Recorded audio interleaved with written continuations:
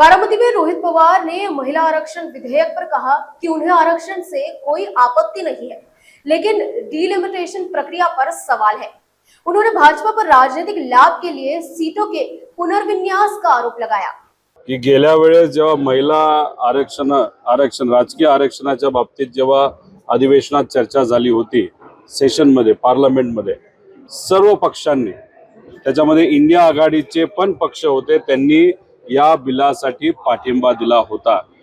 आज special session घेऊन महिला आरक्षणाचा मुद्दा फक्त पुढे करून भाजपला काय करायचं होतं तर भाजपला डिलिमिटेशन मध्ये हात घालायचा होता।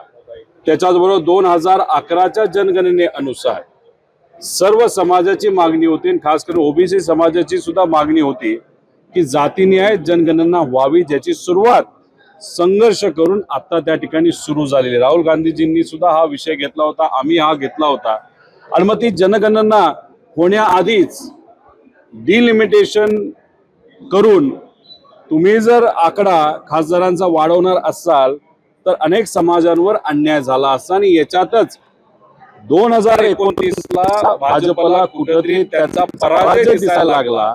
म्हणून ज्या भागातून त्यांना जास्त मतदान येतं, उत्तर प्रदेश, बिहार, याच्यातून कुठेतरी आपल्याला खासदार जास्त आणून कसं तरी 29 ला आपण सत्तेत यायचं, हा केविलवाना प्रयत्न भाजपकडनं त्या ठिकाणी केला जात होता असं आपल्याला म्हणावं लागेल।